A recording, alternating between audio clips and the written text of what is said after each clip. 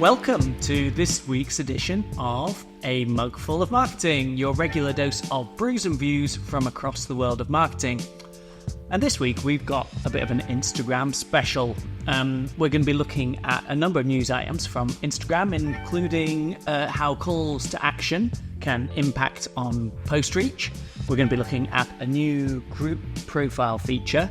We're going to be looking at text overlays on the carousels. Yeah. And we're going to be looking at some new features for broadcast channels.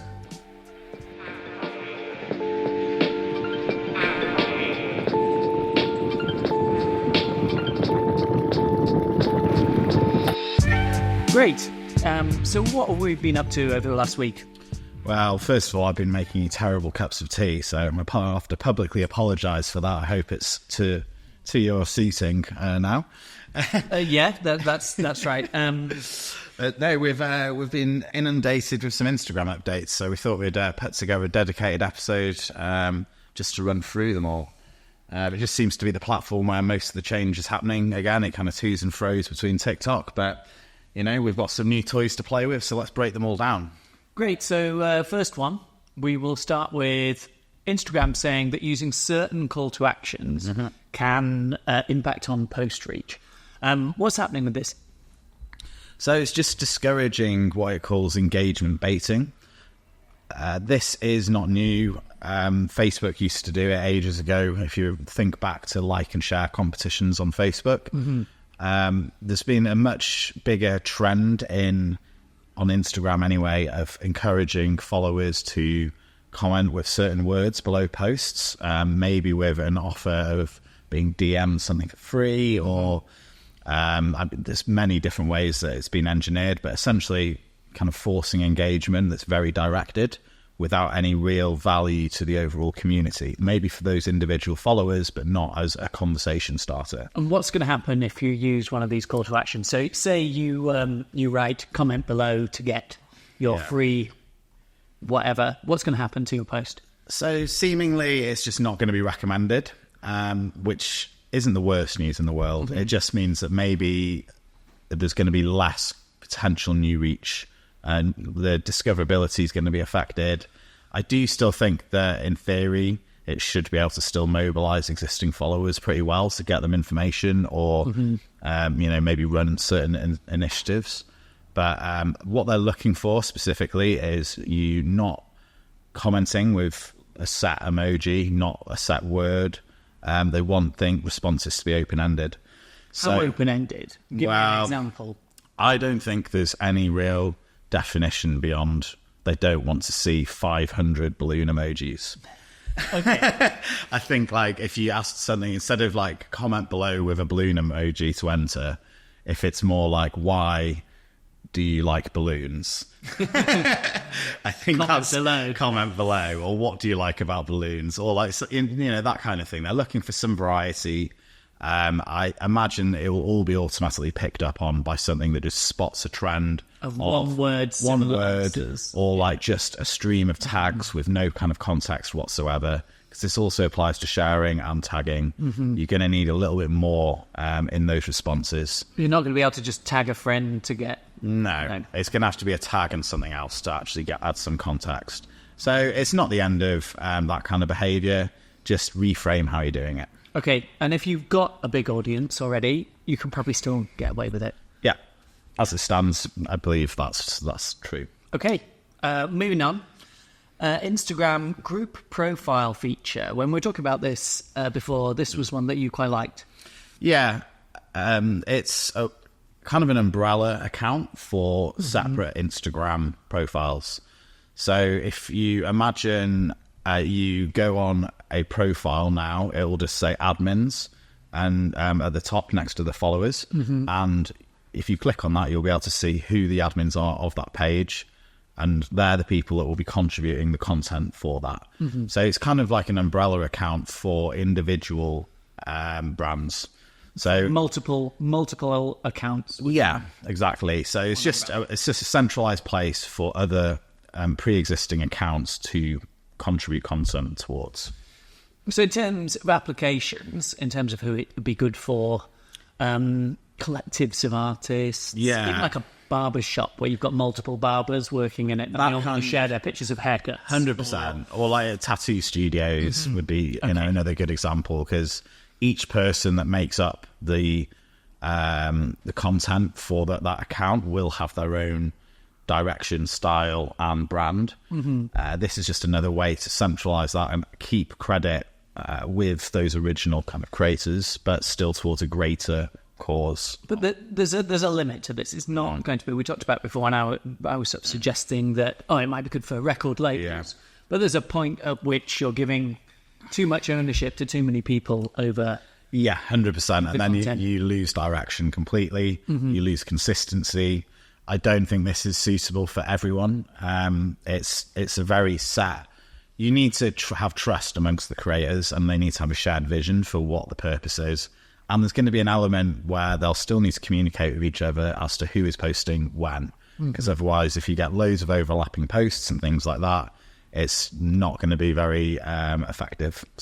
But there's some good opportunities for collaboration between people with shared interests as well. So things like, say, you've got lots of nature photographers, hikers, people, outdoor Instagram exactly people. Who maybe are already part of communities or small groups that are doing things. Exactly. So I think it's a really cool feature. It's not available yet, but I look forward to seeing that rolled out. I think it just opens it up. The idea of in practice of how it will work is you'll post, you'll go to create a post, and you'll be able to choose whether or not you're posting to your own profile or to the group. Or both, a bit like you do with if you were posting to Facebook as well. Exactly. Up next, Instagram will now allow users to add text overlays to carousels. Yeah, it's not the sexiest new addition, but I think it's a nice, useful tool to be added to it for on-the-fly content creation. So it's the kind of thing that already exists on stories or on TikTok, where you can, on a carousel or series of stories, like as what already exists, you can just add context with text to those images. This is only for static images. It doesn't work no for videos. No, not yet. I'm not sure if they'll extend it to that, but it's more for photo carousels. I think like the purpose of it is to be able to add context, story, and make a series of images link together more, or add a bit more of a narrative to them. But yeah, it feeds into, you've used a couple of words there in terms of narrative. All the platforms talking about storytelling. Yeah. Just another way of adding to that. Definitely. Like, it's become quite popular on TikTok as well, as adding this kind of like overall narrative to carousels and images to make that whole experience of going through that content a much more enjoyable, engaging experience. But it is just purely text. Just text. It's not that exciting, but I think that it does kind of open up the ability to do things on the move a little bit more easily. Like, normally we would have already pre-created that content and loaded it into the app. Okay, yeah. Finally, a new feature, really. Yeah. So we've got a new feature to broadcast channels, or a series of new features to broadcast channels. Tell us a bit more about broadcast channels, because I know not everyone even has access to this yet. No, I mean, to be eligible, you need to have a creator account, and it needs to be public, but it's still being rolled out to a lot of people. Yet some people have had it for months. It seems to be no real logic as to who should have it and who shouldn't. Yeah. As is normally the case with some of these new features. But yeah, I think seeing that they're adding new features to something that a lot of people already don't have is probably completely infuriating if you've not got it yet. If you're of the right profile to be using this, which I guess you could explain. I mean, because lots of people don't have it, explain what broadcast channels is. So they're a space for what we like to think of as the super fan area of an Instagram account. It's a dedicated space, a little bit like a DM, where you can broadcast content to people that subscribe to that area. You can get quite creative with it. You can do voice notes, you can kind of put videos and just simple text messages there. Followers or subscribers to that space can react, but they can't comment. Okay. So that's why it's called broadcast. And yeah, they've just decided to really build out that area.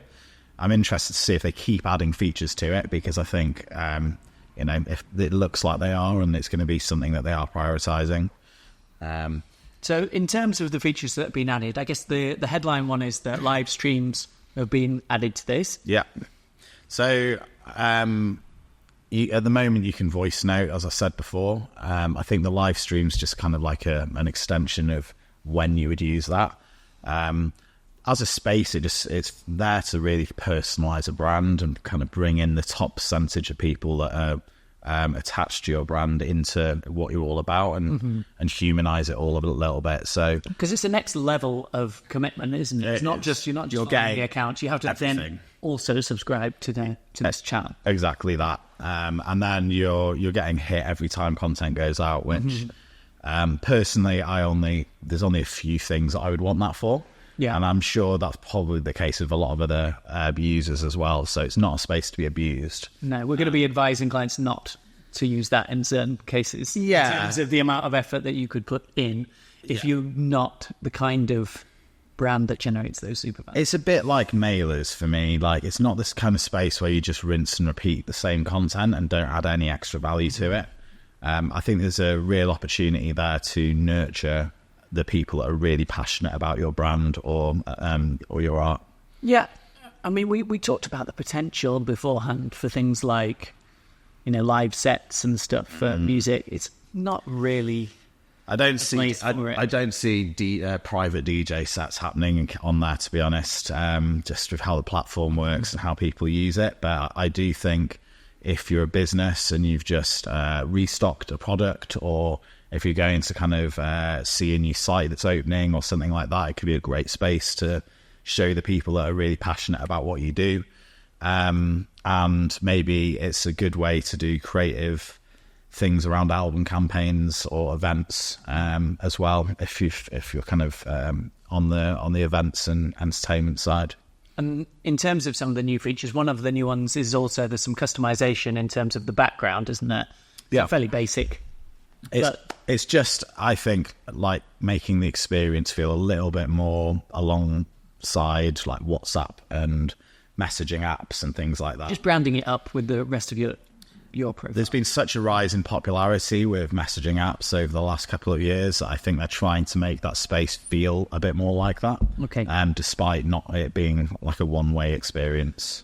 And you mentioned, obviously, this is a broadcast medium. They've also put some more controls on how the audience can react. Yeah, so I think you can choose which emojis people can use now. I don't know if that's just to stop the angry face emoji. Positive vibes only. Yeah, just try and curate a more positive experience for people in there.